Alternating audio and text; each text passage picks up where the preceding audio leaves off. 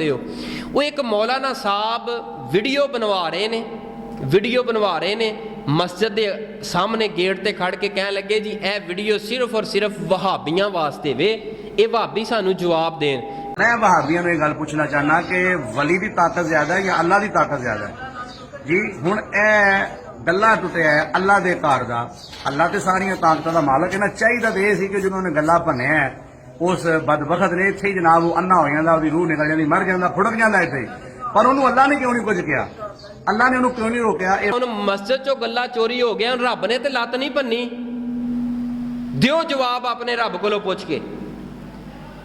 ए गल जिहड़ी कीती है ना, तुहानू मेरा ख्याल कुछ नहीं होया, यकीन जानो इस बंदे ने रब की गुस्ताखी की जे। भी पुछो रब कोलों रब ने क्यों नहीं लत भन्नी, यानी कि अपने बाबियां नू चुक के रब नाल मिला छड़िया, बाबियां नू चुक के रब नाल कि बाबे भी तोड़ सके ते रब भी नहीं तोड़ सकिया। वो अल्लाह दे बंदे अकल दे अन्ने आ, तेरे दिमाग दे अंदर भेजा कोई नहीं। वो जिहड़ा भाबियां दा रब है, तेरा रब कोई होर है? मैं सवाल करना, देवबंदियां दा रब कौन है, बरेलवियां दा रब कौन है, अहले तशीह दा रब कौन है, वहाबियां दा रब कौन है? या फिर तखसीस कर के वहाबियां दा रब सिर्फ वो अल्लाह है, तुहाडे रब है कबरां ते शजरां है। ये तू अपने बयान अंदर ही कर छड़ीए, अपने रब कोलों पुछ के दसो। अल्लाह दे बंदे तुसा नहीं बख्शिया रब दी जात नूं, नहीं बख्शिया सहाबा नूं, नहीं बख्शिया औलिया और रहमान नूं, नहीं बख्शिया नबी पाक दी जात नूं। मैं क्या रब ने अदालत लगानी है, बाबियां दी कोई अदालत नहीं।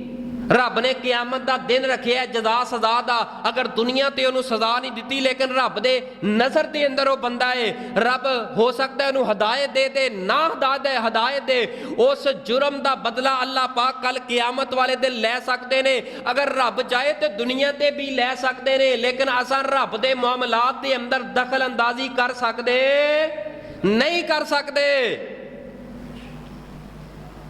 यकीन जानो ए जिस वक्त दी मैं गुफ्तगू इस मौलवी दी सुनी, मैं हैरान आ। पढ़े केड़े मदरसे अंदर है, केड़ी यूनिवर्सिटी अंदर, केड़े स्कूल अंदर पढ़े ने?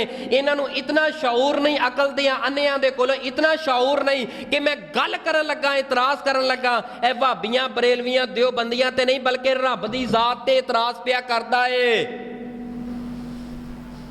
अगर एक बंदे नूं रब ने धीयां दे दित्तियां ने, वो बंदा अखां कट के कहे मैं नहीं रब नूं मनदा, रब ने केड़ा मेरी मन्नी है, रब ने केड़ा मैनूं पुत्र दिता है। अल्लाह दिया बंदिया, और रब तेरे नसीब नूं बेहतर जानदा है। हो सकदा तेरे नूं अल्लाह पुत दे दिंदा, ओही पुत तैनूं गलियां दे अंदर फड़ के ते ए गिरे बांध तो पकड़दा, तू उत्थे खड़ा होके कहंदा इस नालों बेहतर सीगा मैनूं अल्लाह धीयां ही दे दिंदा। रब गैब दा इलम जानदा है, रब तेरी जिंदगी नूं जानदा है। अगर तैनूं रब पुत नहीं दिता, धी नहीं दिती, कुछ नहीं दिता, फिर भी रब दा शुक्र अदा कर। रब दे गिले ते शिकवे करना तेरा मेरा हक नहीं।